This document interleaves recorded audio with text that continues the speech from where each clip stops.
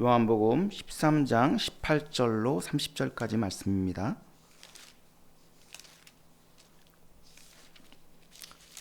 한 절 한 절 교독하시고 30절은 함께 읽겠습니다. 요한복음 13장 18절로 30절까지입니다. 내가 너희 모두를 가리켜 말하는 것이 아니니라. 나는 내가 택한 자들이 누구인지 알미라. 그러나 내 떡을 먹는 자가 내게 발꿈치를 들었다 한 성경을 응하게 하려는 것이니라. 지금부터 일이 일어나기 전에 미리 너희에게 일러둠은 일이 일어날 때에 내가 그인 줄 너희가 믿게 하려 함이로라. 내가 진실로 진실로 너희에게 이르노니 내가 보낸 자를 영접하는 자는 나를 영접하는 것이요 나를 영접하는 자는 나를 보내신 이를 영접하는 것이니라. 예수께서 이 말씀을 하시고 심령이 괴로워 증언하여 이르시되 내가 진실로 진실로 너희에게 이르노니 너희 중 하나가 나를 팔리라 하시니. 제자들이 서로 보며 누구에게 대하여 말씀하시는지 의심하더라. 예수의 제자 중 하나 곧 그가 사랑하시는 자가 예수의 품에 의지하여 누웠는지라.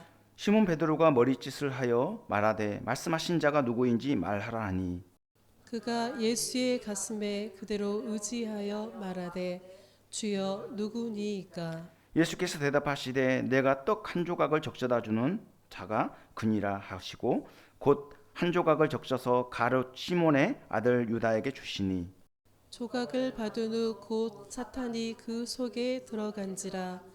이에 예수께서 유다에게 이르시되 내가 하는 일을 속히 하라 하시니. 이 말씀을 무슨 뜻으로 하셨는지 그 앉은 자 중에 아는 자가 없고 어떤 이들은 유다가 돈깨를 맡았으므로 명절에 우리가 쓸 물건을 사라 하시는지 혹은 가난한 자에게 무엇을 주라 하시는지로 다 같이요. 유다가 그 조각을 조각을 받고 곧 나가니 밤이러라. 아멘. 저는 오늘 끝까지 회개할 기회를 주시는 예수님이라는 제목으로 하나님의 말씀을 전하도록 하겠습니다. 우리는 살아가면서 크고 작은 배반을 경험하게 됩니다. 그 중에서도 가장 가까운 사람에게 당하는 배반은 상처가 크고 오래 남기 마련이죠. 오랜 세월 친구로 지내다가 빚보증 문제로 평생 원수가 되기도 하고 또 한솥밥을 먹고 자란 가족끼리 재산 문제로 법정 다툼으로 이어져서 남보다 못한 관계로 전락하는 경우도 있습니다. 이처럼 배반은 가까운 관계에서 일어나기 때문에 더 쓰리고 아픈 법이죠. 오늘 본문에서는 예수님의 사랑과 섬김 이후에 가룟 유다의 배반을 다루고 있습니다. 이 장면은 예수님께서 십자가 죽음을 앞둔 마지막 밤 가장 친밀한 식탁 교제가 이루어지는 그 자리입니다. 그런데 바로 그 사랑의 자리에서 가장 가까이에서 따랐던 제자로부터 배반을 당하는 예수님의 모습을 보게 됩니다. 그렇다면 예수님은 왜 유다의 배반을 아시면서도 끝까지 사랑을 부어주셨을까요? 그리고 하나님께서는 이 배반의 사건을 통해서 우리에게 무엇을 교훈하시려는 걸까요? 이제 본문을 좀 더 깊이 살펴볼 텐데요. 저와 여러분 모두 오늘 말씀을 통해서 우리를 향하신 하나님의 뜻이 무엇인지를 더 깊이 깨닫고 끝까지 믿음으로 분투하고 순종하는 그런 삶을 살아가면 좋겠습니다. 예수님께서는 제자들을 향해서 복이 있다고 말씀하셨는데 그 말씀은 12제자 모두에게 적용되는 말씀이 아님을 분명히 하셨습니다. 그래서 본문 18절에 보면 내가 너희 모두를 가리켜 말하는 것이 아니니라. 나는 내가 택한 자들이 누구인지 알미라. 그러나 내 떡을 먹는 자가 내게 발꿈치를 들었다 한 성경을 응하게 하려는 것이니라고 선언하셨습니다. 이는 공동체 안에 있다고 해서 자동적으로 구원의 은혜를 누리는 것이 아님을 보여주고 있습니다. 구원은 개인적인 믿음의 문제이기 때문에 같은 공동체 안에 있어도 각자 믿음의 상태에 따라서 전혀 다른 결말을 맞이할 수 있는 것이죠. 그 최종적인 결말은 우리가 판단할 수 없습니다. 하지만 예수님은 다 아시죠. 그래서 예수님께서는 나는 내가 택한 자들이 누구인지 알미라고 말씀하심으로써 구원이 주님의 주권임을 분명히 보여주셨습니다. 가룟 유다의 배반은 하나님의 섭리 안에 포함된 비극적인 사건입니다. 유다에게도 회개하고 돌이킬 기회가 주어졌어요. 그러나 그는 반복되는 경고와 사랑의 손길을 외면한 채 잘못된 선택을 하였고 끝내 돌이키지 않았기 때문에 비극적인 결말을 맞이하게 된 것이죠. 우리는 종종 하나님께서 강제적으로 물리력을 동원해서 그를 돌이키실 수 있지 않았겠나, 그렇게 안타까운 질문을 던질 수 있습니다. 그러나 하나님은 인격적인 분이시며 우리를 인격적으로 대하시고 믿음의 자리로 초청하시는 분이시죠. 하나님은 억지로 강제적으로 복종하게 하시는 분이 아니라 기꺼이 믿음으로 반응하고 순종하기를 기뻐하시죠. 예수님께서 내 떡을 먹는 자가 내게 발꿈치를 들었다고 이렇게 말씀하셨는데, 이 말씀이 의미하는 바가 무엇이겠습니까? 이는 가룟 유다의 배반이 원수의 자리가 아니라 식탁교제라는 가장 친밀한 관계 안에서 일어났음을 의미하는 것입니다. 실제로 유다는 3년 동안 예수님을 따르며 돈깨를 맡았던 제자이잖아요. 그만큼 신임받고 인정받는 제자였습니다. 그런 제자로부터 배반을 당하셨을 때 예수님의 마음이 어떠했었을까요? 이 배반은 이미 성경에서 예고된 사건이었어요. 그래서 시편 41편 9절에 보면 내가 신뢰하여 내 떡을 나눠 먹던 나의 가까운 친구도 나를 대적하여 그의 발꿈치를 들었나이다 라고 말씀하고 있습니다. 이 시편은 다윗이 쓴 시편인데, 다윗은 개인적인 고백으로 기록된 이 시편 말씀이 지금 예수님 시대에 그대로 성취된 것을 우리는 볼 수 있는 것이죠. 그러나 이 예언의 성취를 이 가룟 유다의 책임을 면제해 주는 어떤 근거로 오해해서는 안 됩니다. 가룟 유다는 회개할 기회가 있었음에도 불구하고 끝내 돌이키지 않았잖아요. 그의 배반은 자발적인 잘못이고 그리고 잘못된 선택을 함으로써 비롯된 것이죠. 그러므로 그 책임은 전적으로 가룟 유다에게 있는 것입니다. 성경은 가룟 유다의 배반 그리고 그 악한 선택조차도 하나님의 구속 계획을 무너뜨릴 수 없음을 분명히 보여주고 있어요. 다시 말해서 가룟 유다의 배반은 하나님의 실수가 아니라 인간의 잘못된 선택이며, 하나님께서는 그 잘못된 선택마저 허용하셔서 구원의 역사를 이루어 가신다는 말씀입니다. 누군가는 가룟 유다가 예수님을 팔아서 하나님의 뜻을 이루었기 때문에 결과적으로 옳은 행동이 아니었는가, 이렇게 주장하기도 합니다. 그러나 이는 분명한 오해죠. 하나님은 가룟 유다의 배반을 기뻐하신 것이 아니라 허용하셨을 뿐입니다. 예수님은 가룟 유다가 예수님을 팔지 않았어도 십자가에 달려 죽으셨을 거예요. 왜냐하면 구약 율법에 나무에 달린 자는 하나님께 저주를 받았음이라고 기록하고 있고, 그리고 예수님은 우리를 대신하여 저주의 상징인 십자가를 지시하여 했기 때문이 그렇습니다. 십자가는 유다의 선택 이전에 이미 하나님의 구속 계획 안에 있었던 거예요. 그러니까 가룟 유다가 예수님을 팔지 않았어도 예수님은 십자가에 달려 죽으셨을 것이죠. 예수님은 가룟 유다의 음모를 다 알고 계셨습니다. 그럼에도 불구하고 끝까지 회개할 기회를 주시는 모습을 우리는 오늘 본문 말씀을 계속 보면서 알 수 있는 것이죠. 예수님은 이 상황에 끌려가시는 분이 아니라 모든 것을 아시고 주관하시는 주권자이십니다. 제자들의 눈에는 앞으로 벌어질 일들에 대한 참담한 현실들이, 그 상황들이 어떤 실패처럼 보여지지만 예수님은 이 사건을 믿음의 근거로 바꾸십니다. 그래서 본문 19절에 보면 지금부터 일이 일어나기 전에 미리 너희에게 일러둠은 일이 일어날 때에 내가 그인 줄 너희가 믿게 하려 함이로라, 이렇게 증거하고 있습니다. 그 목적이 있는 거예요. 목적이. 그러니까 예수님께서 말씀하신 한마디 한마디가 어떤 의미가 있는지 분명히 알 수 있죠. 믿음을 굳게 세우는 데 목적이 있다는 것을 알 수 있는 것입니다. 이 사건은 단순한 배반의 기록이 아니라 예수님의 신적 자기 계시를 드러내는 사건이 될 것이라는 선언입니다. 여기서 내가 그라 번역된 헬라어 에고 에이미, 이 원어가 에고 에임인데 이는 나는 나다, 나는 나다라는 의미입니다. 출애굽기 3장 14절에 스스로 있는 자, 바로 그 표현이 에고 에이미입니다. 예수님은 자신이 메시아요 하나님의 아들이심을 분명히 드러내고 계신 것입니다. 예수님은 가룟 유다의 자유의지와 잘못된 선택 속에서도 하나님의 주권이 흔들리지 않음을 제자들에게 보여주고 싶으셨어요. 사랑하는 제자에게 배반을 당하시지만 예수님은 상황이 흔들리지 아니하시고 주권적으로 구속의 역사를 이루어 가시고 또 하나님의 뜻에 순종하여서 십자가의 길을 걸어가시는 모습을 우리는 볼 수 있습니다. 그러나 제자들은 예수님의 말씀을 그 순간에는 이해하지 못했어요. 예수님께서는 십자가에 못 박혀 죽으시고 그리고 사흘 만에 부활하시고 그리고 40일 동안 하나님 나라의 일을 가르치신 후에 승천하셨죠. 그리고 예루살렘을 떠나지 말고 아버지께서 약속하신 성령을 기다리라고 제자들에게 말씀하셨고 그 말씀대로 오순절에 성령을 보내주셨잖아요. 그제서야 비로소 제자들은 성령의 조명하심을 통해서 하나님의 예수님의 말씀이 어떤 의미가 담겨 있는지 깨닫게 되었던 것이죠. 이것은 오늘 우리에게도 중요한 교훈을 줍니다. 우리가 예수님을 믿는다고 해서 한순간에 예수님이 어떤 분이신지 다 알 수 없어요. 하나님께서 열어서 보여주시는 만큼 우리는 성령의 조명하심을 통해서 점진적으로 깨달아 알 수 있는 것이죠.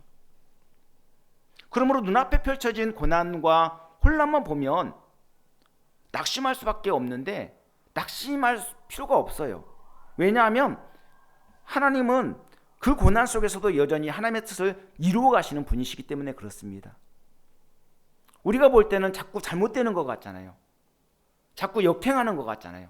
근데 하나님은 결과적으로 그 모든 일들까지도 다 선으로 역사하시고 선으로 바꾸시고 선한 뜻을 이루어 가신다는 겁니다.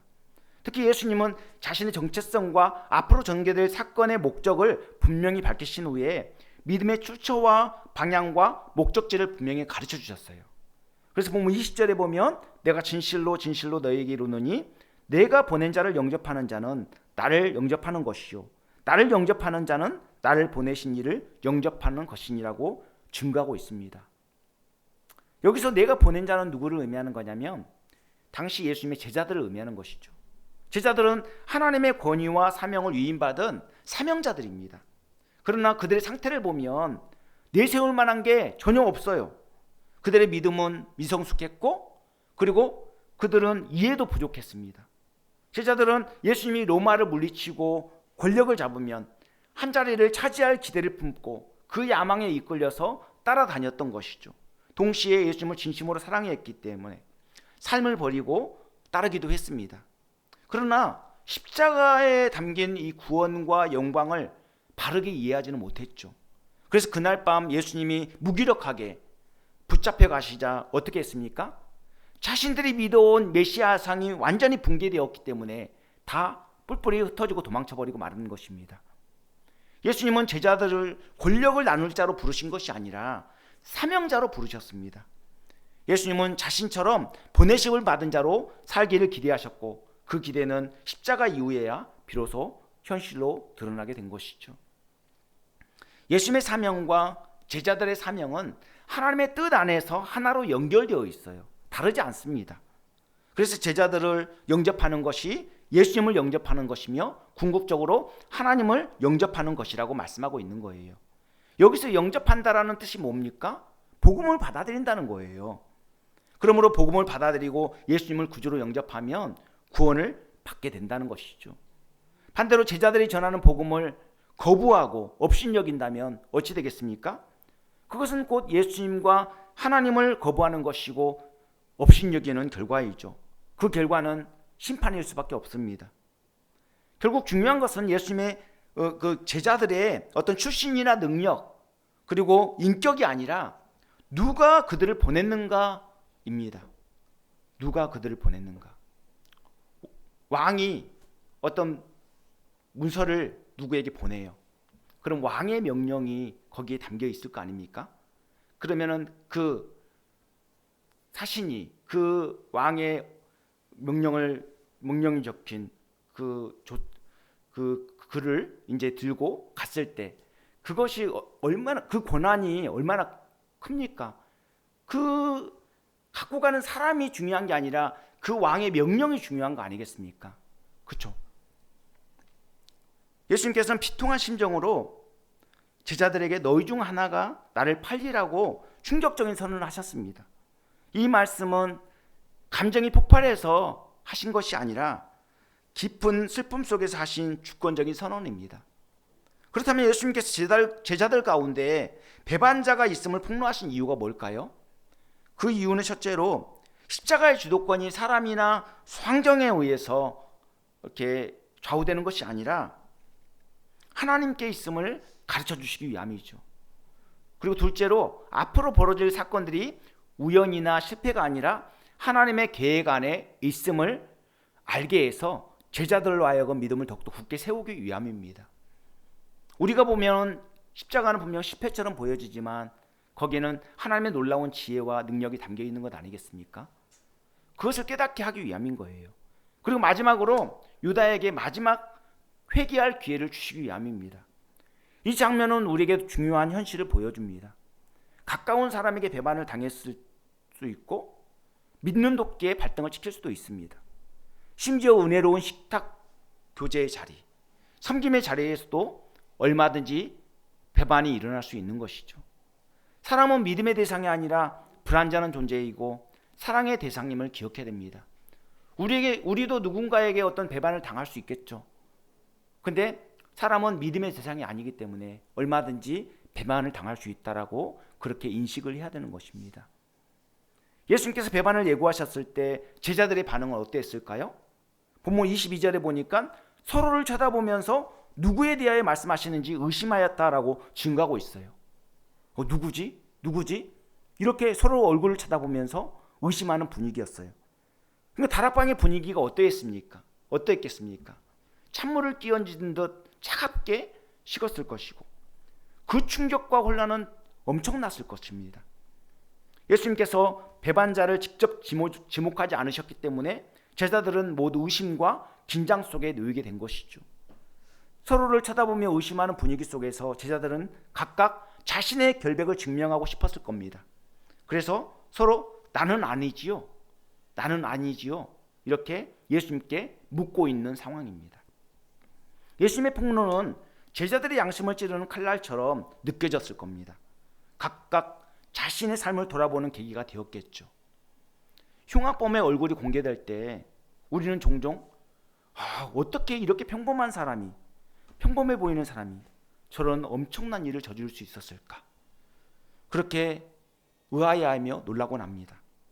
가룟 유다 역시 겉모습은 매우 평범한 제자였을 게 분명합니다. 문제는 외모가 아니라 그의 마음이 마귀에게 유린당했다는 게 문제입니다.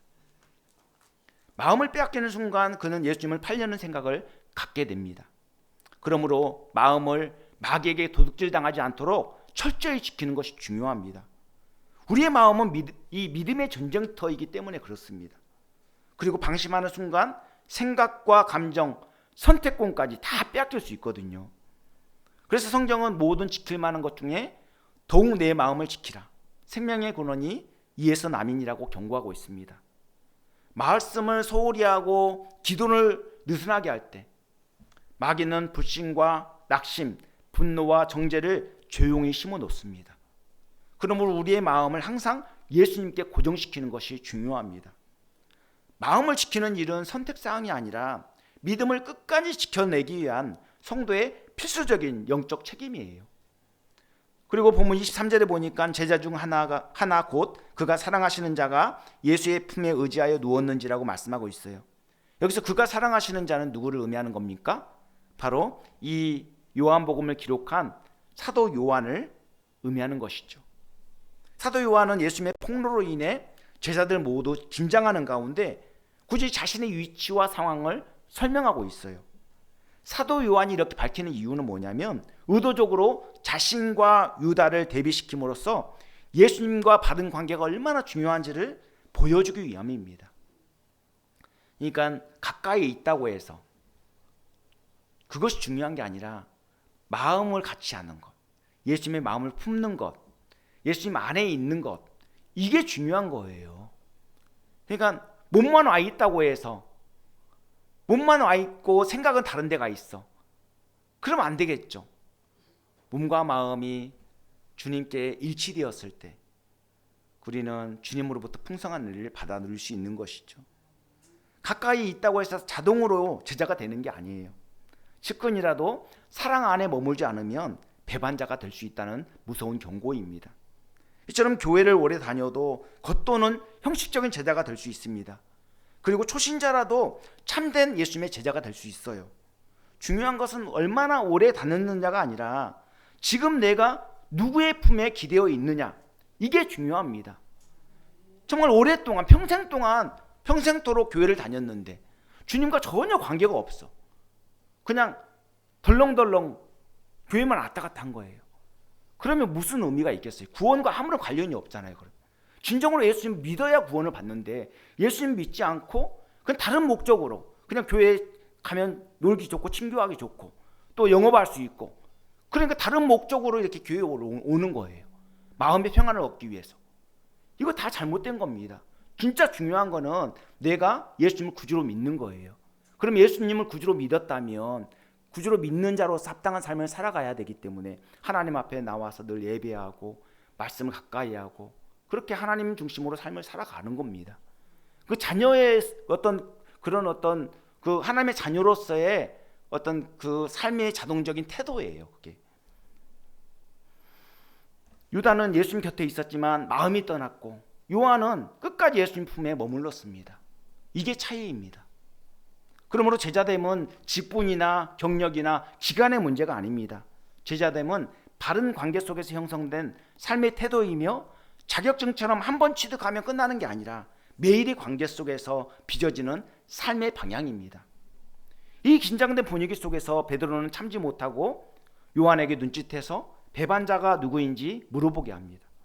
요한은 예수님 품에 의지한 채 배반자가 누구인지를 예수님께 조용히 물었죠. 그때 예수님은 내가 떡 한 조각을 적셔다가 주는 자가 그니라고 하시면서 즉시 떡 한 조각을 적셔서 가론 유다에게 주셨습니다. 예수님은 사도 요한에게만 들릴 정도로 은밀하게 응답하시고 사랑의 제스처로 유다에게 회개를 촉구한 것입니다. 이처럼 예수님은 배반자를 공동체 앞에서 망신 주는 방식이 아니라 스스로 깨닫고 돌이킬 수 있도록 끝까지 사랑의 은혜를 베풀어 주신 것을 볼 수 있습니다. 떡은 생명의 떡으로 오신 예수님의 자기 희생을 의미하는 것이죠. 예수님은 떡을 주시면서 끝까지 가룟 유다에게 회개할 기회를 주셨는데 그는 끝내 돌이키지 않았던 겁니다. 마침내 가룟 유다는 예수님의 사랑을 거부했기 때문에 비참한 말로를 맞이하게 됩니다. 예수님께 떡 한 조각을 받은 유다는 어떻게 반응했을까요? 그는 예수님께서 주신 특별한 사랑을 받았음에도 불구하고 끝내 돌이키지 않았어요. 그래서 본문 27절에 보면 조각을 받은 후 곧 사탄이 그 속에 들어간지라 이에 예수께서 유다에게 이르시되 내가 하는 일을 속히 하라 하시니 이렇게 증가하고 있습니다. 사탄이 그 속에 들어갔다고 해서 유다가 완강히 거부하는데 사탄이 억지로 들어간 게 아니에요.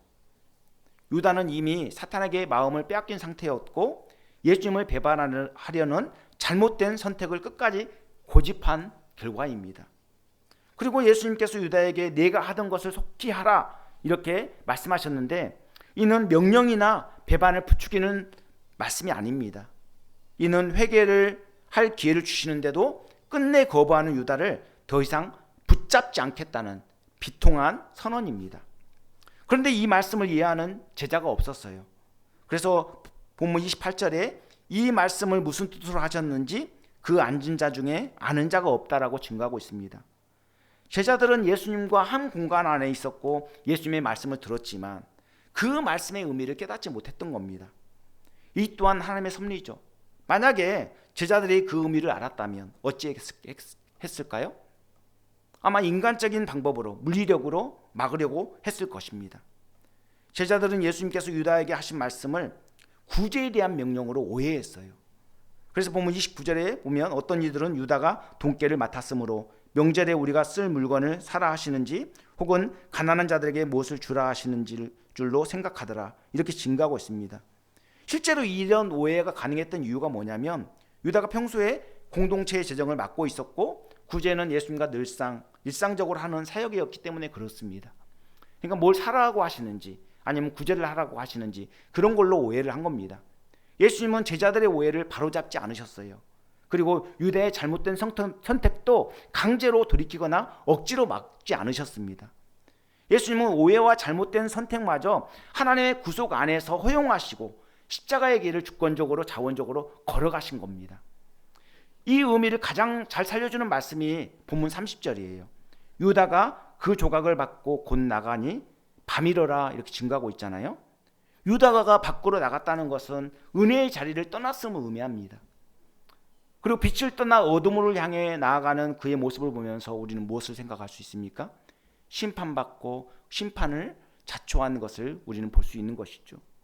우리는 유다가 밤으로 나아갔고 예수님은 그 밤을 뚫고 십자가의 길로 나아간 것을 알 수 있어요. 유다는 예수님을 따르는 제자였고 예수님의 말씀을 들었고 예수님으로부터 많은 사랑을 받았습니다. 그러나 그는 그 말씀을 외면했고 은혜와 사랑을 거부했습니다. 그 결과 유다는 비참한 말로를 맞이하게 된 겁니다. 유다가 은혜와 사랑을 거부한다고 해서 하나님의 뜻을 돌이키거나 아니면 하나님의 뜻을 무너뜨리거나 이렇게 할 수가 없어요. 왜냐하면 구속은 하나님께서 주권적으로 이루시기 때문에 그렇습니다. 개가 짖어도 기차는 달린다는 말이 있잖아요.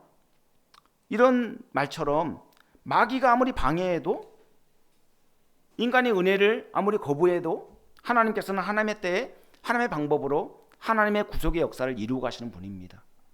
그러니까 우리가 정말 예수 믿는 게 얼마나 위로가 되는지 몰라요.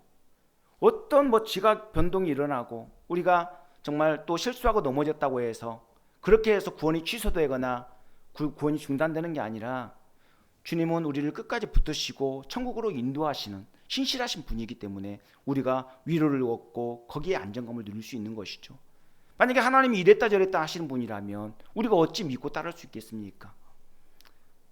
예수님을 배반한 유다까지도 끝까지 회개할 기회를 주시고 돌이키게 하시려는 그 주님의 그 깊은 사랑을 우리는 오늘 본문을 통해서 알 수 있는 것 아니겠습니까?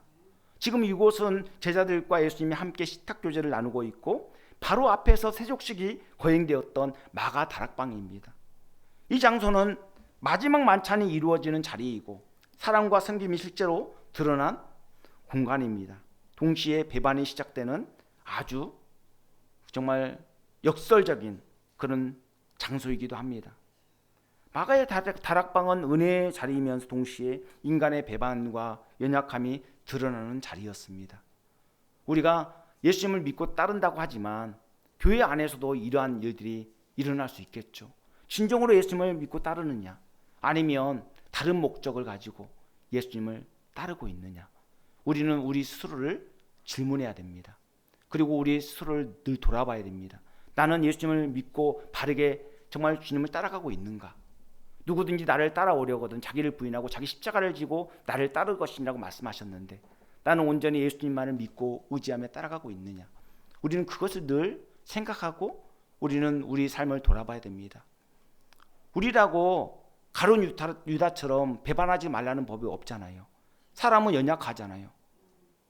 주님은 언제나 신실하시니까 주님이 끝까지 정말 우리를 붙드시지만 우리가 배반하지 않는 이상 주님은 우리를 끝까지 놓지 않으시지만 우리는 언제든지 이 환경에 연약하고 노출되어 있고 정말 민감하게 반응하기 때문에 이 정말 죄악으로 관영한 시대에 얼마든지 죄악으로 물들 수 있고 거기에 이리저리 휘둘릴 수 있다는 사실을 기억해야 됩니다. 그래서 우리가 할 일은 뭡니까? 예수님만을 바라보며 끝까지 믿음으로 분투해 나가는 거예요. 신앙생활은 단거리 달리기가 아닙니다. 3년 동안 예수님을 따라다녔던 가룟 유다마저도 그렇게 예수님을 배반했다면 우리는 어떻게 되겠습니까? 그 가까이서 따랐던 가룟 유다마저 배반했다면 우리 또한 그보다 더한 배반을 할 수 있다는 사실을 기억하면서 우리 정말 끝까지 예수님 의지하며 믿음으로 그 신앙의 완주를 해나가면 좋겠습니다. 기도하겠습니다. 은혜가 풍성하신 하나님 아버지, 오늘 우리는 말씀을 통해서 가룟 유다의 배반 사건을 보게 됩니다. 하나님은 신실하신 분이시기에 정말 하나님의 뜻을 반드시 이루시는 분이시지만 또한 아버지 하나님, 우리의 정말 연약함으로 인해서 하나님의 뜻에 반기를 드는 경우가 또 있을 수 있다는 것을 우리에게 경고하고 있습니다. 하나님 아버지, 정말 늘 죄악으로 노출된 이 시대에, 또 죄악이 관영한 이 시대에 세속에 물들지 않도록 도와주시고 세상 풍조를 따라가지 않으며 오직 한결같이 십자가 바라보며 믿음의 길을 걸어갈 수 있도록 도와주시옵소서. 또한 아버지 하나님, 정말 이 가룟 유다가 배반할 걸 알면서도 끝까지 그를 회개하고 돌이키기 위해서 정말 온갖 방법을 동원하여 그렇게 애를 쓰시고 또 사랑의 제스처를 하시고 이런 모습들을 보면서 주님의 그 정말 무한하고 끝없는 사랑을 보게 됩니다. 아버지 하나님, 그 사랑을 마음 깊이 새기며 그 사랑을 입은 자로서 정말 성실하게 믿음의 길을 잘 달려가시도록 도와주시옵소서. 이 모든 말씀을 예수님 이름 받들어 기도합니다. 아멘.